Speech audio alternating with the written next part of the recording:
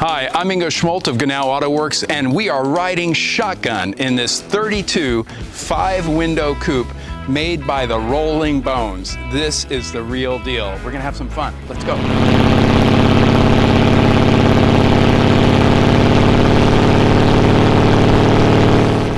Hey everybody, we're here with Kirk Pumphrey and number 22 of the Rolling Bones cars. Thank you, sir. Thank you for showing us this amazing car. We're here, we're gonna ride shotgun with this car and hear the history of this. So now, not all of you may have heard of the Rolling Bones, but this is actually quite a special group of people who make some amazing cars. The Rolling Bones guys, based in upstate New York, they build old school hot rods. How many have they done in the period, you think? I think they're probably really close to 30 right now. Okay, 30. And this is number 22. 22. Yeah, so these guys are legends. They are old school. They met just building 2 different hot rods, right, I believe? And Yep. they old school, not shiny, just the way they would have done it back in period. Right.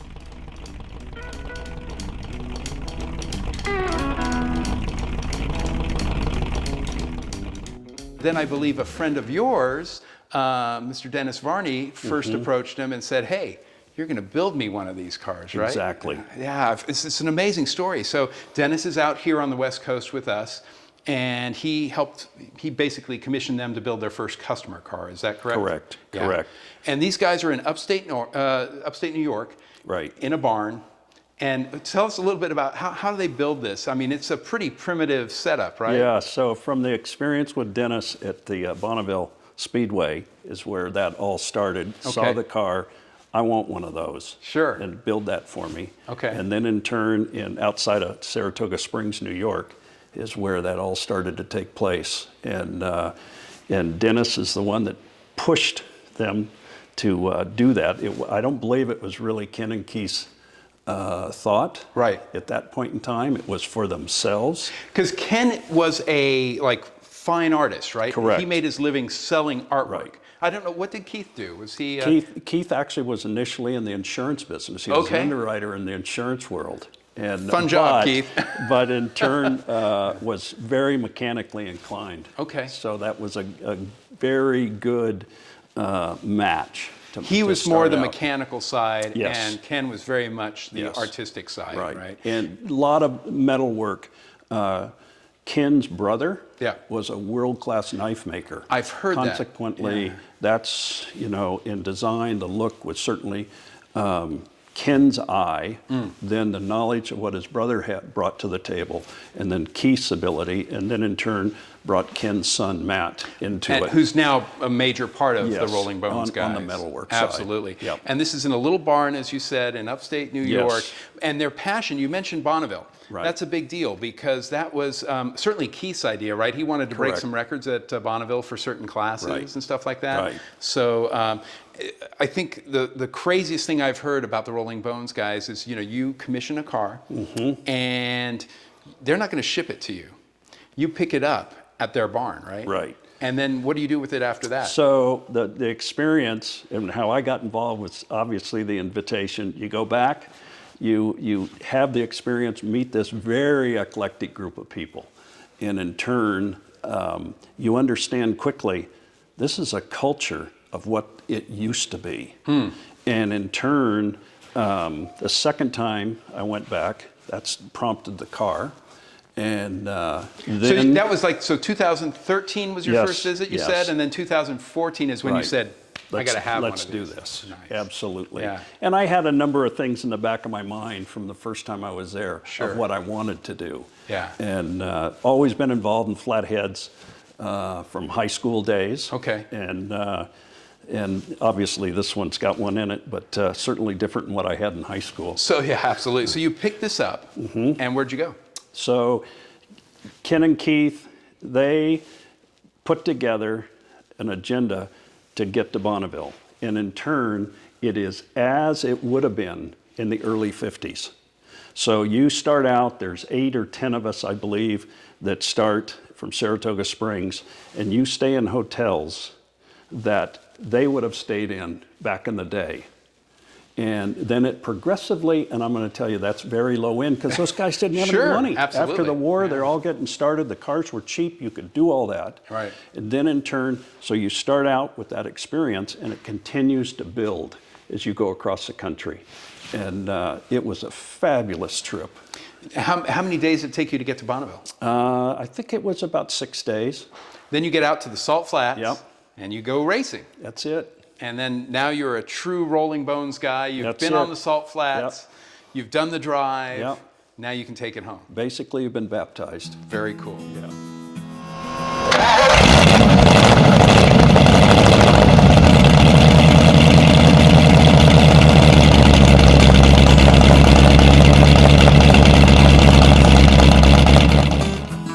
How did you get into this? What's your car history? You know, back in certainly from high school with cars and again, you go through numerous cars. I've always migrated back to what I initially started with. Which was hot rods. Yeah. Okay. Ford pickups, old right. Ford pickups with flatheads and all, and that started it. And so, you know, and it's interesting in that journey how you continue to migrate back to what Sure. really interests you. So this is not your first hot rod, No. obviously. You've had many in the past. Yeah. Yeah. Yeah, another great roadster that, put a lot of miles on. Nice. Yeah. Because that's the thing about these particular cars. You know, you can drive them long distance. I mean, you drove it all the way from Syracuse Right. out to Bonneville, but you have no problems going out and taking this on a 200-mile drive or something like Not that. at all. You know, Not at so- all. And that's the whole idea of what we've incorporated in this. It's for long drives and all. It's terrific. Okay.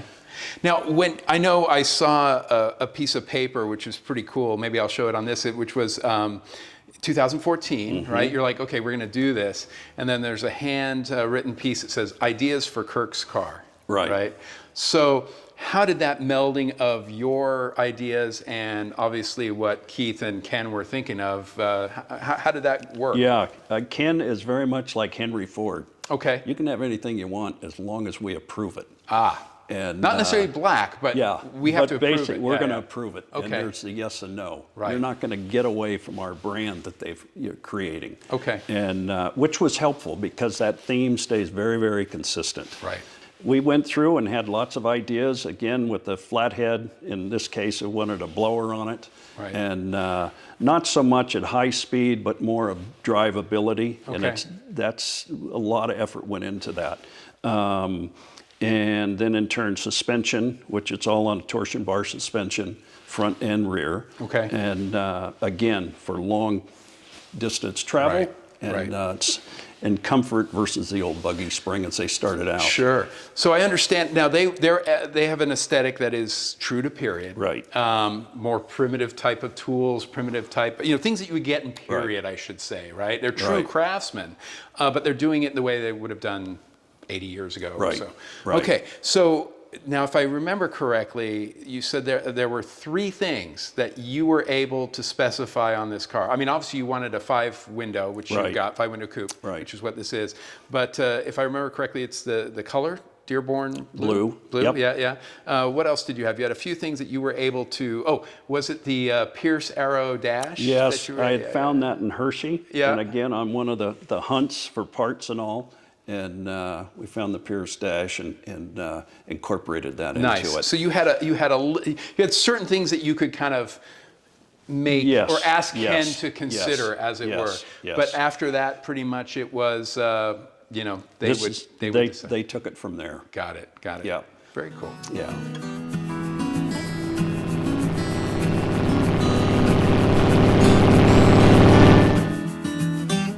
So looking at the mechanical, the drivetrain of the car, now I know a few things about this. Like I believe this has a true French block.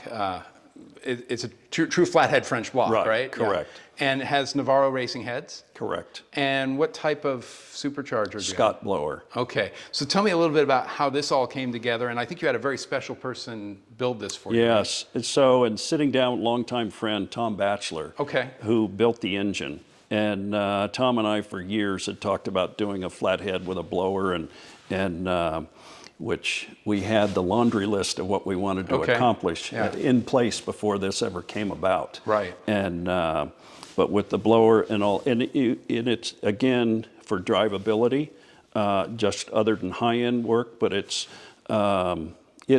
boost-wise makes at high end about 4 to 4.5 pounds. Okay. But it's more about atomization at the lower speeds, and which it drives absolutely wonderful. So making it just in town, driving through Yes. traffic, whatever, Yes. making it easier to drive on that. Yes. Now tell us a little bit of the story about the French blocks, because I know there not many made, right? Well, the French actually continued to use this well after Ford stopped, but they continued with an agreement with Ford to produce the flathead for military vehicles. World War And II, was it, I guess? No, it was after World War II. Okay. And they produced it up until, I believe it was like almost up till 1970. And they had a governor, a boss that was on the back of them. You had the machine off and all. Okay. But they continued to improve that block over the years. So this is better than a This is better. 1930s Yeah. And flathead block. yeah, again, it was brand new Okay. to start. Awesome. And we'd done an earlier one in another car of mine, and so we had good experience. And the cooling is much better. All of the things that negatives in regards to flatheads. Right. This is they over their 20 years of existence with it and working with it, improved a lot of those. How'd you find that block? There were a few of them that got away from SoCal. Okay. Before they basically had all of them that came over, and I happened to get 3 of them. Oh, wow. That's good to have. Yeah. Yeah, nice. And so tell us a little about Tom and his history and how how he got involved with So the yeah, Tom's longtime friend. He had a wonderful career starting with Bill Hara in Reno. Okay. And actually was a pinstriper early in the day, and then very mechanically inclined, and it's done tremendous work for a number of collectors, and then it's also started his own supply company to the industry. Oh, really? Okay. And that is still in existence today. He's since sold it, but just a wonderful friend, and a terrific engine builder, and it was a great experience.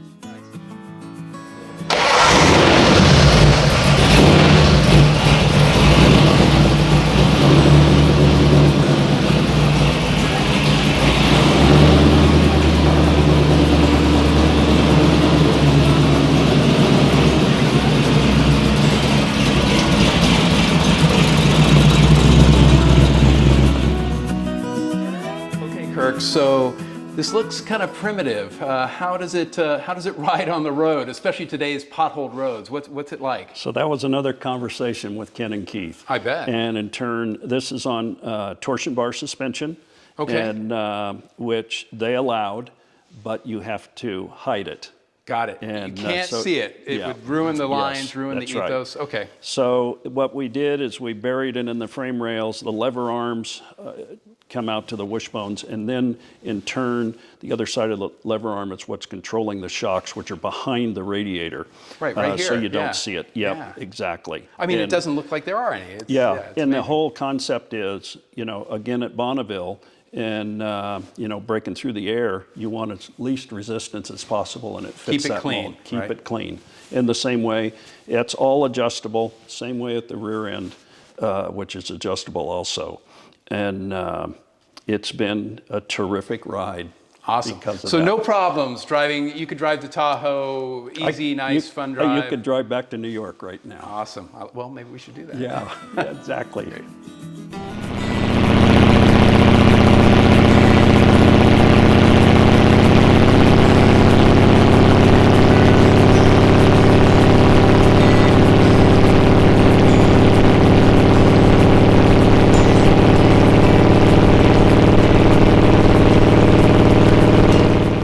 Okay, so now that I'm standing very close here, obviously the paint is amazing and all the louvers, which are just unreal.